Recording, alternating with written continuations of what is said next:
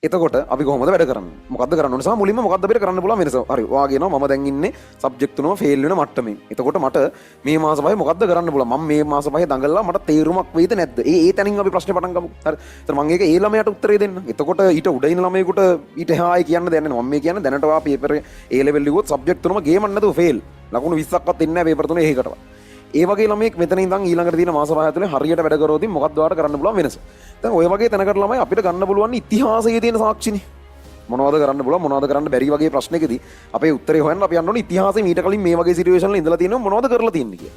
ළමයි මීට අවුරුදු ගානකට කලින් කාලා, ඒ කියන්නේ මීට පහුගිය අවුරුද්දටත් කලින් අවුරුද්ද ඊටත් ටිකක් කලින් අවුරුද්ද ඔය වගේ කාලවල කොට සමහරක් අවුරුදු තිබුණා රිසල්ට්ස් ආවට පස්සේ ඒ ලෙවල් විභාගයට ලෑස්ති වෙන ළමයින්ට තියෙන්නේ මාස 4යි. මාස 4යි තියෙන්නේ. හරි. ඒ කාලවල මේක ඔයාලට අපේ පරණ ස්පෙෂල් මීටින්ස් බැලුවොත් මීට අවුරුද්දකට දෙකකට වගේ කලින් රිසල්ට්ස් ආවට පස්සේ ගන්න ස්පෙෂල් මීටින් එකක් බැලුවොත් ඒවල කතා කරපු ළමයි ඉඳලා තියෙනවා. ඒ ළමයි රිසල්ට් එනකොට එයාලගේ රිසල්ට් එනකම් වැඩ කරන්න පටන් ගන්න නෑ ඊළඟ ෂයි එකට රිසල්ට්ස් ආවට පස්සේ රිසල්ට් එක F2යි S1 F1යි S2 ඒ වගේ මේ කියන්නේ එකපාරක් A level කරලා කොපි කරන ඒවා කොහොමත් කරලා ඒත් ගියපු උපරිම රිසල්ට් එක F1යි S2ක් වෙච්ච ළමයි ඒගොල්ලෝ A level ලියලා ලිව්වා කියවට දැන් ලියලා නෑනේ ඉතින් ෆේල් වෙලා ඊට පස්සේ මාස ගාණක් ඒක එහෙම්මම අතහැරලා දාලා ඉඳලා රිසල්ට් ආවට පස්සේ අර සමහරක් වෙලාවට පොඩ්ඩක් සමහරුන්ට දැනෙන්න පටන් ගන්නවනේ. ඒ කියන්නේ දැන් මේ රිසල්ට් සම්බන්ධ බයෙන් ඉන්න එහෙම වෙනම සෙට් එකකුත් ඇති අපි ඒගොල්ලෝ ගැන කතා කරන පළවෙනි එක ඕගොල්ලෝ තේරුම් ගන්න ඕන අන්න වෙනස් කරන්න බැරි දේවල් ගැන හිත හිතින් නැතුව ඉන්න. මේ වගේ පොඩි ක්වොලිටිස් ටිකක් ඕගොල්ලෝ හදාගන්න. ඔයාට එන රිසල්ට් එක කියන එක වෙනස් කරන්න පුළුවන් දෙයක් නෙවෙයි. ඔයාට වෙනස් කරන්න පුළුවන් ද ඊළඟ පාර රිසල්ට් එක. මම මේ සෙකන්ඩ් ෂයි තර්ඩ් ෂයි ළමයින්ට කියන්නේ සමහරව ඒ ගැන බයෙන් ඉන්නවා. ඔයාට වෙනස් කරන්න බෑ එන රිසල්ට් එක. ඒකට බය වුණා කියන්නේ මෝඩම මෝඩ වැඩක්. ඒ කියන්නේ ඒකට බය වෙමින් කාලේ නාස්ති කරනවා කියන්නේ. ඒ බයක් හිතට එන එක නතර කරන්න බෑ අපිට. හැබැයි ඒක ආවට පස්සේ ඔයාලා මිනිස් ඔයාලට මොලයක් තියෙනවා. ඔයාලට පුළුවන් කල්පනා කරලා හරි මට දැන් ඕකට බය වෙන එක ඔප්ෂන් එකක් මේ වෙලාවේ තියෙනවා. නැත්තම් මට තියෙන ඔප්ෂන් එක තමයි ඒ බයක් දාලා ඊළඟ පාර නම් රිසල්ට් එකදී බයෙන් නෙවෙයි රිසල්ට් එන හදිස්සියෙන් ඉන්න කියන මට්ටමට මම මේ වැඩේ මේ පාර කරනවා කියලා ඒ සිතුවිල්ල ඔයාට හරවන්න පුළුවන් පොසිටිව් පැත්තට. ඒතර ඕගොල්ලන්ගේ රිසල්ට් එක අඩු වෙයි කියලා බයෙන් ඉන්නවනම් මම දැක්කා එහෙම එකකුත් ළමයි කී තිබුණා. ඉතින් ළමයි ඒකම තමයි ඔයා වැඩ කරන්න ඕන හේතුව. ඊළඟ පාරත් බයෙන් ඉන්නද කල්පනාව. ඕකට බය වෙවි හිතන්න දවසකට ඇවරේජ් විනාඩි 10ක් වැය කරනවා කියන. රිසල්ට් එන්න තව මාසයක් හෝ එකමාරක් ගියා කියන්නේ. ඒ කාලෙම එහෙම ඉන්නද අදහස තියෙන්නේ. ඒ විනාඩි 10 ඒවා එකතු කරගෙන යන්නද තියෙන අයිඩියා එක.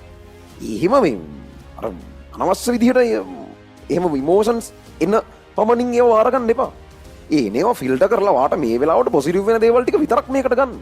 ඕන තරම් නෙගටිව් ඒවා විතර නම් ඒවලම ඉන්න පුළුවන්. මං කිය කීරප කතන්දරේ රිසල්ට්ස් ඇවිල්ලා ඒ වගේ රිසල්ට්ස් වලින් පටන් අරගෙන මේක A2යි B1 A1යි B2 වගේ රිසල්ට්ස් වලට සමහරක් වෙලාවට කලාතුරකින් A3ට එහෙම වෙනස් කරපු ළමයි අපේ ස්පෙෂල් මීටින් වල කතා කරලා තියෙනවා. එක්කෙනෙක් දෙන්නෙක් නෙමෙයි සැලකිය යුතු තරම් ප්‍රමාණයක් ඒ වගේ ළමයි ඉන්නවා.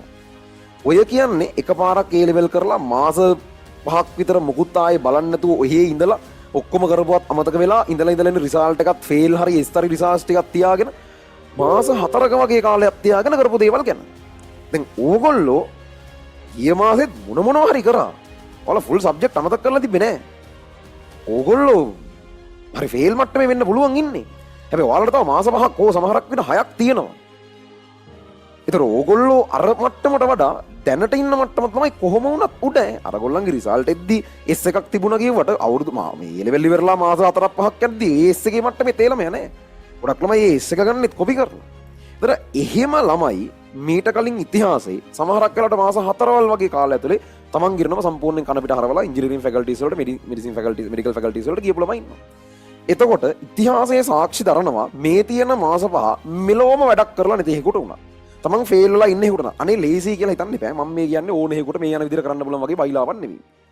ඒකට දෙන්න ඕන කමිට්මන්ට් එක දෙන්න මිනිස්සෙකුට මාර ගටක් තියෙන්න ඕන. පුදුම හිතේ හයියක් තියෙන්න ඕන. මොන ප්‍රශ්නයවත් මොන විදිහට මේක බැරි වෙන්න හේතුවවත් මොන කොන්දේසියවත් නැතුව මම මේක කරනවා කියලා මාර මොරාල් එකකින් අර ඕගොල්ලෝ දැන් මේ වෙනකන් ලියපු වැරදි ටික ඒ වැරදි අපිට ඒ වැරදි එකපාර අයින් වෙන්න ඕන. එහෙම කරන්න පුදුම හිතේ හයියක් තියෙන එහෙම කරන්න මහා අසාමාන්‍ය ඌමනාවක් තියෙන මොන ප්‍රශ්න මේක නොවන පැත්තට වැඩ කරත් නෑ මං ඒව කොහොම හරි ගස්සගෙන මට හම්බෙන හැම මොහොතකම කරන්න පුළුවන් උපරිමයට වැඩ කරනවා කියලා මයින්ඩ්සෙට් එක වෙනස් කරගෙන එහෙම කාගෙන මේක ඉස්සරහට ගිහිල්ලා තමන්ගේ වැරදි හදාගත්තේ උන් විතරයි ඕක කරලා තියෙන්නේ. නැතුව මේ හැමෝටම මේ යන විදියට හරි ලේසියෙන් එහෙම කරන්න පුළුවන් බයිලාවක් නෙමෙයි මේ කියන්නේ. හැමෝටම පුළුවන් අර කොන්දේසි ටික තෘප්ත වෙනවා නම්. ඔයාලා ලෑස්ති නම් වාගේ වැරදි ආයේ මේ බාගෙට එක කකුලක් මේ පැත්තේ තියන අනිත් කකුල මේ පැත්තේ තියන්නේ නෙවෙයි. කෙලින්ම ඒ වැරදි නැති වෙන්න ඕන. ඔයා ලෑස්ති නම් ඔයාගේ වැරදි කෙලින්ම හෙට වෙද්දි එක රයින් ඒව මම කරන්නේ නැහැ කියලා අයින් කළා දාන්න. ඔයාගේ කාලේ නාස්ති කරන හේතු නිකන් මේ නෑ මං එපිසෝඩ් එකකින් භාගයක් දවසට බලලා ඒ වගේ හුරතල් නැතුව නෑ හරි මම මේක නතර කරනවා. ළමයි ඕගොල්ලන්ගේ මේ ඔයාලා ඉන්න වයසට සමහරක් පුහු දේවල් තේරුමක් නැති දේවල් මාරයි වගේ පෙනිලා ඔයාලා මාර වෙලාවක් ඒකට නාස්ති කරනවා. ඔයාලට ඔයාගේ ලයිෆ් එකේ ගෝල් එක අමතක වෙනවා. ඔයා පොඩි කාලේ ඉඳන් ඔයා නිර්මාණය කරපර වීරයාව අමතක වෙනවා. ඔගොල්ලෝ හැමෝගෙම ඇඟේ හිටියාද මහ ලොකු දේවල් කරන්න හිතන මහ ලොකු වීරයෙක් හිටියා. හොදෙන් ඒ යකා. එහෙම ඕන වැඩක් එකපාර සෙට් වුණාම ඉතුරු සියල්ල පැත්තට දාලා තමන්ගේ වටේ ඉන්න ඕන එකෙකුට වඩා බැහැලා මේක කරන්න පුළුවන් එකෙක් ඔයාලගේ ඇඟ ඇතුලේ හිටියා.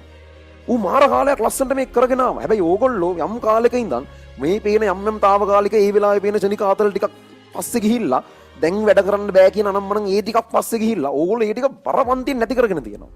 එහෙම එකක් හිටියද කියලාවත් මතක නැහැ. ඔයා මේ වෙනකන් කරලා තියෙන ඒවාත් මතක නැහැ. ඔයාට කරන්න පුළුවන් ප්‍රමාණය ඔයාට මතක නැහැ. වටේ මිනිස්සු ටිකක් ඉන්න උඹලා මේක කොහොම හරි කරලා එනකන් නැහෙන ඕගොල්ලෝ වෙනුවෙන්. අම්මලා තාත්තලා ඇතුළු පිරිස මම මේ කතා කරන්නේ. ඒ මිනිස්සුන්ගේ තියෙන ඕන දෙයක් දිය කරලා ලෑස්ති ඔයාට මේක හරියට කරගන්න ඕන තත්ත්ව ටික හදලා දෙන්න Tamanට පුළුවන් උපරිමයි. උඹට මේ මිනිස්සු මතක නැහැ. ඔයාලට ඔයාගේ ඇතුලේ තියෙන හරියට ඇත්තම පුළුවන්කම මතක නැහැ. ඒක මතක වෙන්න ගන්න තරම් අර මේ වෙලාවේ ඔයාට පේන පොඩි පොඩි දේවල් ටිකක් ආතල් වෙලා. ඔයාට ඔයාගේ අවුරුදු 10කට 15කට ඉස්සරහා ඔයාගේ ලයිෆ් එක ඔයා මොන තැනකට අරන් යන්න ඕන කියන ඔයාට සමහරකට අමතකයි. මේ පේන පොඩි දේවල් ටිකක් හින්දා. අර මේ මිනිස්සු අම්මලා තාත්තලා මේ මිනිස්සුන්ට දිය කරන්න පුළුවන් උපරිමේ දිය කරලා ඉන් රිටර්න් එයාලා බලාපොරොත්තු වෙන්නේ එකයි. ඔයා ගෙදර ඇවිල්ලා අම්මේ මං දිනුවා කියලා කියන එකට. තාත්තේ මම මේක කරා කියලා කියන එකට. ඔයාගේ සාර්ථකත්වයේ විතරයි මේ මිනිස්සුන්ගේ බලාපොරොත්තු. ඒක මාර නෝබල් දෙයක්. ඒක එන ගෞරවනීය දෙයක් ළමයි. ඒ මිනිස්සු ඒක ඩිසර්ව්. ඒ කියන්නේ ඒවා ඒක කරා කියලා මගේ පුතා හරි ඌ දිනුවා. අපි මේ කරපු ඔක්කොම වතුර ගියේ නෑ. දුව මේක කරා. ඒක ඒ මිනිස්සු ලබන්න සුදුසුයි. ඒ පට්ට අසාධාරණයක් ඕගොල්ලෝ මේ මිනිස්සුන්ට ඒක දුන්නේ නැත්තම් කරන්නේ. හරිද? මම කියන්නේ ඔයාට පුළුවන් නම් ආයේ ඔයාගේ ඇඟ ඇතුළට මැරලා ගිහිල්ලා තියෙන වීරයා එළියට ගන්න. අර ලොකු දේවල් කරන්න හීන තිබ්බ ලොකු දේවල් පස්සේ දුවපු ඇවරේජ් මිනිහෙක් වෙලා මැරෙන්නේ නැතුව දේවල් දැකපු එක්ස්පීරියන්ස් කරපු මිනිස්සෙක් විදිහට දේවල් උත්සාහ කරපු එහෙම මිනිහෙක් විදිහට මැරෙන්න ඒ මොරාල් එක තිබුණ අර ඒ වීරයා මායි පණ ගහලා එළියට ගන්න. ඒ ඌ මැරිලා හමාරක් කියුනේ. මැරිලා නෙමෙයි ඌ තාම ඉන්න උට පණ දීලා ගන්න. ඒකට ඔයාට ඕනේ මොන විෂන් එකක්. ඔයාලට ඒක තියෙනවා. උඹලට මේක කරන්න උවමනාවක් තියෙනවා. එකම දේ ඔයාලට මේකට දෙන්න ඕන බර මේ වෙලාවේ දීලා නැහැ ඕගොල්ලෝ. අර මිනිස්සු ටික මතක් කරගන්න අම්මලා තාත්තලා. මේ මිනිස්සු බලන් ඉන්නේ දෙන්න බල ඔක්කොම දීලා ඔයාලා මේක ඉවර කරගෙන අවිල්ලා මම මේ ගේම ගැහුවා කියනක. ඔන්න ඔය ටික මතක් කරගෙන ඔයාලගේ ඉන්න වීරයාව එළියට අරගෙන අවුරුදු 10 20 ඔයාගේ ඉස්සරහා අරමුණු ටික ඔලුවට අරගෙන ඔයා මේකට බහිනවා නම් වගේ සියලු වැරදි මං හදාගෙන ඒක ලේසි වැඩක් නෙමෙයි ඈ. හැමදාම ටීවී සීරීස් බල බල ගේම් ගහ ගහ සමහරක් විතර රස්තියාදු යමින් වෙන මිනිස්සුත් එක්ක වෙලාව නාස්ති කර කර එහෙම ගත කරපෙහෙකුට දවසින් දෙකෙන් තමන්ගේ සියලු නරක ලක්ෂණ අයින් කරලා මම මේ මාස 5 ඒ සියල්ල පැත්තකට දාලා මම මේ ගේමට බහිනවා කියලා එහෙම හිත හදාගෙන ඒක කරන්න පුළුවන් නේ. බොහොම සීමිත ප්‍රමාණයකට. හැබැයි ඒකට ඕන කරන මොරාල් එක පොටෙන්ෂල් එක ඔයාලා ගාව තියෙනවා. මං කියන්නේ ඒක එළියට ගන්න. නැත්තම් මාර අපරාධයක්. ඔයාලා මේ මාස 5 නොකරපු එක ගැන තව අවුරුදු කීපයක් ගියාම පසුතැවිල්ල මාර අපරාධයක් ළමයි. මේ මාස 5 කරලා ඕගොල්ලෝ ලයිෆ් එකට එකතු කරගන්න වැලියු එක තව අවුරුදු 10කින් වැඩ කරලවත් ගන්න බෑ. මෙතන හරියට කරේ නැත්තම් ගොඩක් වෙලාවට. මේ මාස 5 වා කරෝතින් වාගේ ජීවිතේට එකතු වෙන වැලියු එකක් තියෙනවනේ. ඒ වැලියු එක ගන්න ගොඩක් වෙලාවට ඕගොල්ලන්ට මේක හරියට කරේ නැත්තම් ඊට පස්සේ අවුරුදු 5 10 ඔහේ කට්ට ගන්න වෙනවා. ඒත් බැරි වෙන්න තමයි ඊට වැඩි. ඒ නිසා මේ වෙලාවේ බර හරියට ඔලුවට දාගන්න. ඔයාලා කවුද කියන එක මතක් කරගන්න. ඔයාලා මේක පටන් ගත්තේ ඇයි කියන එක මතක් කරගන්න. ඔයාලා දේවල් බැරිය වුන්ද? ඔයාලා දේවල් පුළුවන් යුන්නේ. ඇයි තමන්ගේ පොටෙන්ෂල් එකෙන් වැඩක් ගන්න නැත්තේ? ඒක තමයි මිනිහෙකුට කරන්න පුළුවන් ගොම්ම වැඩේ. පොටෙන්ෂල් එකක් තියන එකෙන් වැඩක් ගන්න නැති එක. එහෙම වෙන්න එපා. සා ඕගොල්ලන්ට හරියනකම් බලන් ඉන්න මිනිස්සු ටික සා අනිත් පැත්ත ඔයාලට කෙලවෙනකම් බලන් ඉන්නේ උන් ඉන්නව. තමන්ගේම එකට ඉඳලා පස්සේ ප්‍රශ්න දාගත්ත යාළුවෝ වෙන්න පුළුවන්. නෑදෑ හිතවත්තු වෙන්න පුළුවන්. ඕන මිනිහෙක් වෙන්න පුළුවන්. බලාගෙන ඉන්න ඔයාලට වරදිනකම්. වැරදුනාට පස්සේ පාටි දාන්න තමයි මේ මිනිස්සු බලාගෙන ඉන්නේ. ඒතර මේ මිනිස්සුන්ගේ අදහස් ටික සාක්ෂාත් වෙන්න ඉඩ දෙනවද කියලා හිතන්න. මේ මිනිස්සු ඔයාලට බැරි වෙනවා කියලා කියපුවා. මෙන්න මම බැරි කරගත්තා කියලා ඒකද යාලට දෙන්නේ. ඒ කියලා දෙන කතන්දර වලට උත්තර දෙන්නේ නැද්ද? හැමදම ඒවා කතන්දර වෙලා යන්න දෙනවද? අවුලක් නැද්ද? ඕකේද? එහෙම මේ මිනිසුන්ගෙන් උණු කතන්දර අහගෙන ලෑස්තිද? ඒ කතාව වලට අම්මලා තාත්තලා එහෙම නිකන් ගාවලා ඒ කතා කියද අවුලක් නැද්ද? මරුද ඒක? එහෙමද? ඒ කියන්නේ වෙන්න ඕන. ඔයාලගේ වයස ඔයා ඒකට සුදුසුයිද? මේ ටික හරියට හිතන්න ඔයාලට ඔයාලා කවුද කියලා අමතක වෙලා තියෙනවා. ඔයාලට අමතක වෙලා තියෙනවා ඕගොල්ලෝ වෙනුවෙන් මේක කරන්න බලාගෙන ඉන්න නැහෙන මිනිස්සු ටික ඔයාලව කොහොම හරි මේක තල්ලු කරවලා ඉස්සරහට යවන්න. බලට ඒක අමතක කරලා බරපන්තියෙන් අමතක කරලා සමහරක් කියමු.